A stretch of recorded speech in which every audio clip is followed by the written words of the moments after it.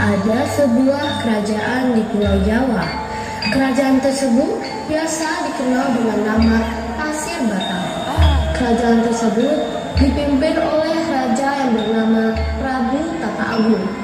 Ia memiliki 7 orang putri yang bernama Purbararang, Purbadewata, Purba Endah, Purba Kencana, Purba Manik, Purba Lewi, dan si bungsu Purbasari. 5 diantaranya sudah menikah, sedangkan 2 lainnya masih melajang, yaitu Purbararang dan Purbasari.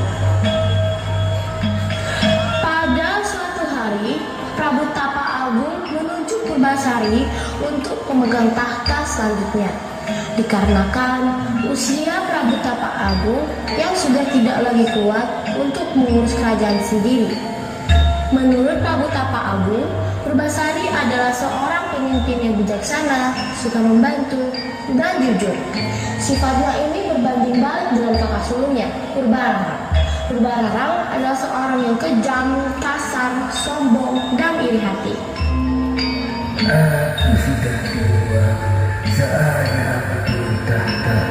Aku akan menunjukmu Purbasari sebagai penggantiku. Aku putri sulungmu, ayah. Aku seharusnya menjadi ratu, bukan dia. Ya, ayahanda. Seharusnya Purbararanglah yang menjadi penerusmu. Tidak bisa, keputusanku sudah bulat. Kemarahan Purbararang memuncak, sehingga saat itu Purbararang ingin menghasut kelima saudarinya untuk membujuk ayahnya, dan ia pun mengumpulkan para saudarinya tanpa Purbasari. Adik-adikku, aku sangat tidak setuju Purbasari itu yang menjadi ratu. Menurut pendapat kalian, bagaimana? Aku kan putri sulung ayah. Ya kak, aku juga tidak setuju. Purbasari kan anak terakhir, masa dia sih yang menjadi ratu? Dari dulu, memang hanya Purbasari saja yang menjadi kesayangan ayah. Sungguh, aku sangat kenal sekali rumahnya. Mungkin saja ayah memilih Purbasari untuk menjadi ratu karena ada alasan lain. Betul, mungkin saja ayah merasa bahwa Purbasari lebih layak menjadi ratu kebanding Purbararang. Kalian tidak mengerti. Emang aku kurang apa sih dari Purbasari sehingga ayah menyayanginya? Sudahlah kalian semua, jangan terus bertengkar. Kita semua kan saudara. Lebih baik kita menerima keputusan ayah saja. Sudahlah, tidak berguna bicara dengan kalian semua di sini. Purbararang pun pergi meninggalkan saudarinya dengan perasaan kesal karena kemarahan yang sudah berujung tanduk. Purbararang pun pergi ke tempat nenek sihir bersama Indrajaya untuk menyihir Purbasari agar menjadi buruk rupa.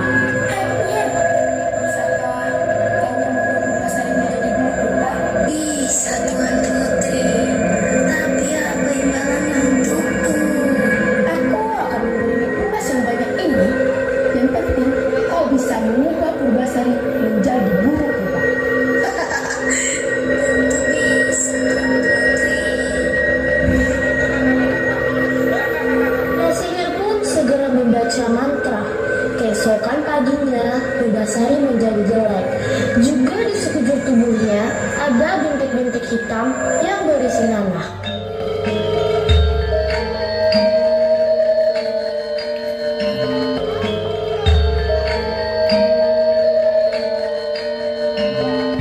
Lihat ayahanda, masa ayahanda menunjuk orang terkutuk seperti ini sebagai penerusmu? Apa yang terjadi pada diriku?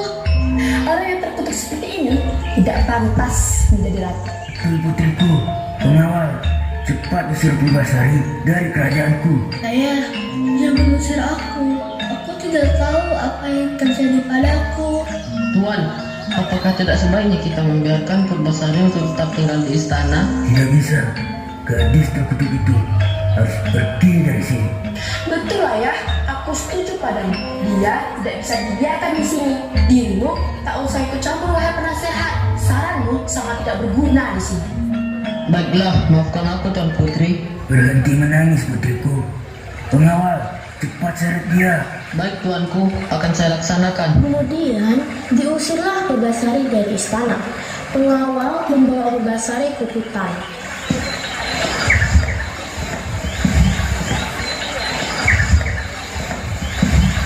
Maafkan saya Tuan Putri. Tidak apa-apa, pengawal. Baiklah, sebagai permohonan maafku, akan aku buatkan gubuk untuk tempat tinggal Tuan Putri.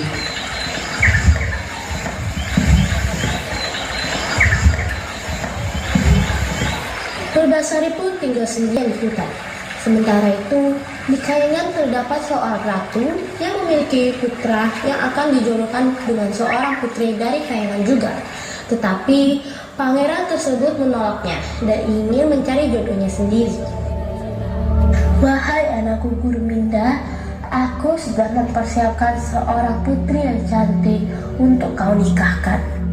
Maafkan aku ibunda, bukan aku menolak permintaanmu, tetapi biarkanlah aku mencari jodohku sendiri. Baiklah, jika itu maumu, aku akan menurutinya. Tapi dengan satu syarat, kau harus mendapatkan seorang gadis yang cantiknya setara dengan diriku. Kau akan mendapatkannya di bumi. Aku akan mengirimmu ke bumi dalam bentuk yang lain. Baiklah ibunda, terima kasih. Tak lama kemudian, Guru Minda pun segera turun ke bumi untuk mencari jodohnya. Ketika Purbasari duduk di depan gubuknya, ia melihat sesuatu yang bergerak-gerak di dalam semak-semak.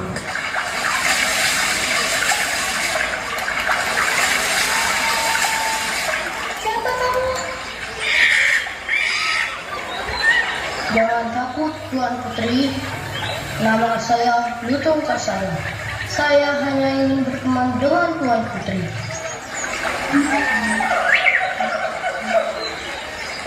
Baiklah, aku akan berteman denganmu.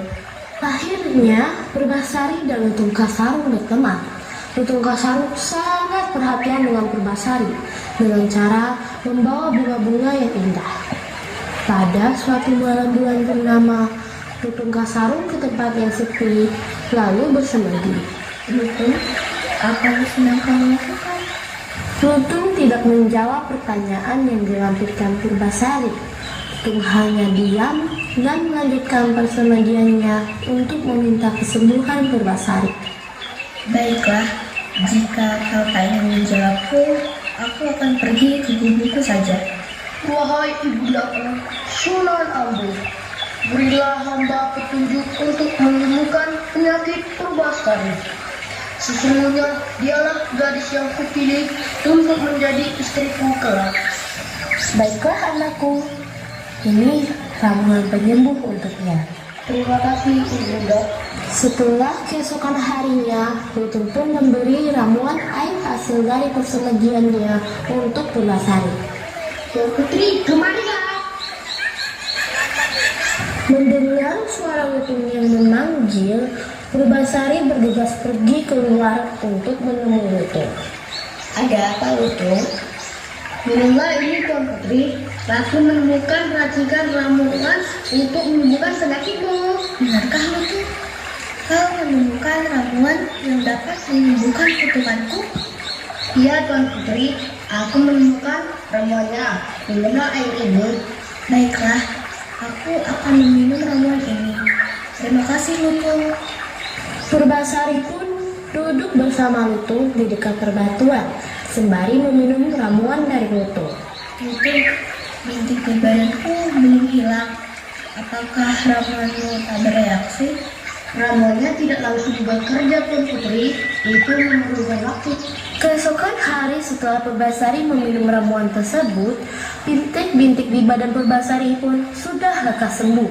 Purbasari pun sangat senang dengan hal tersebut. Lutung, lihat, badanku sudah bersih dari bintik-bintik. Wah, cantik sekali. Setelah itu, Putri Purbasari dan Lutung Kasarung pun pergi ke kerajaan Pasir Batang.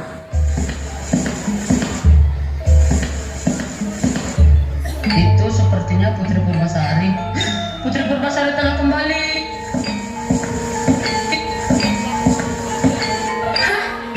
bagaimana kau bisa cantik? Ini semua berkat Lutung. Aku tak percaya jika Lutung ini yang buatmu jadi cantik. Jika Lutung ini yang buatmu jadi cantik, maka kau harus menuruti dua permintaan.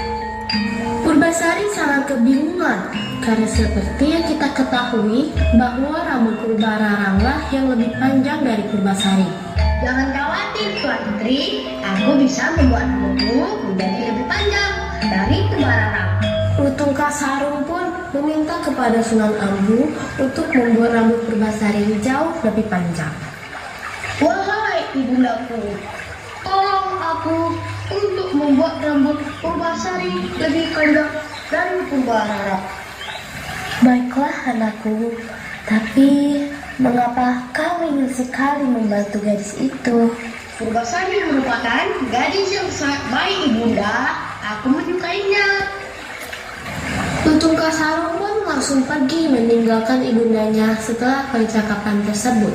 Lalu menemui Purbasari untuk memberitahukan bahwa rambut Purbasari sudah lebih panjang dari Purbararang. Tuan Putri, coba buka ikatan rambutmu.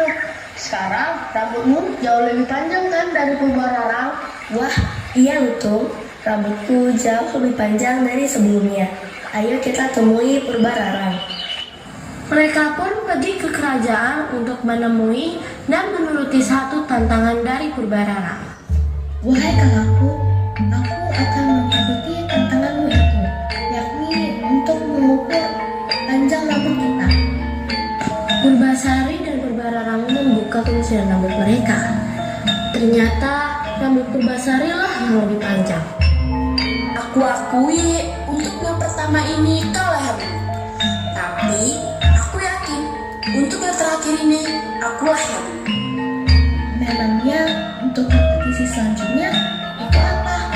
Kau harus memiliki pasangan yang lebih gagah, yang lebih tampan dari tunanganmu. Aku memiliki pasangan, yakni Lutung. Coba kau lihat, Lutung yang jelek rupa ini ingin saingimu. Apa? Lutung jelek ini ingin menyaingiku? Tidak akan bisa.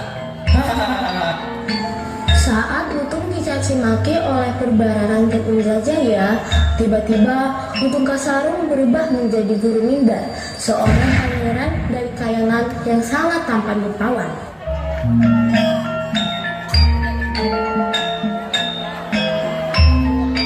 Jadi, bagaimana? Apakah kalian sudah puas menghinaku? Aku tak menyangka bahwa kau setampan ini Lutung. Terima kasih Tuan Putriku.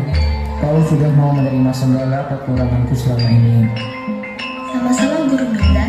Terima kasih juga sudah banyak membantuku. Purbararang dan Indrajaya pun meminta maaf pada Guru Minda dan juga Purbasari karena telah mencaci maki dan hina mereka. Saat Purbararang akan meninggalkan kerajaan Pasir Batang, Purbasari tidak membiarkan kakak dan keturunan kakaknya pergi dari istana. Tidak usah pergi kakak. Kita di sini saja tinggal bersama dan bahagia.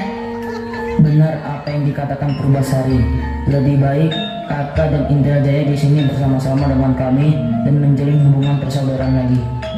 Maafkan aku Purbasari, aku telah banyak menghinamu. Dan maafkan juga tunanganku, wahai Guru Minda, aku telah banyak menghinamu. Guru Minda, maafkan aku atas kesalahanku sebelumnya. Dan Purbasari, maafkan aku telah membantu Purbararang untuk meracunimu. Akhirnya, mereka hidup berbahagia bersama. Tidak ada lagi rasa iri dan dengki bagi kedua saudara itu. Dan hubungan Purbasari dengan Guru Minda pun semakin lama semakin dekat dan romantis saja. Begitupun dengan Indrajaya dan juga Purbararang. Mereka semakin baik dan memperbaiki kesalahan mereka di masa lalu. Jadi hikmah yang dapat kita ambil adalah kita tidak boleh merendahkan orang lain karena itu adalah ciri-ciri orang sombong. Kita semua diciptakan sama dan saling membutuhkan. Maka alangkah indahnya jika kita bisa membuat sebuah ikatan yang baik tanpa saling merendahkan.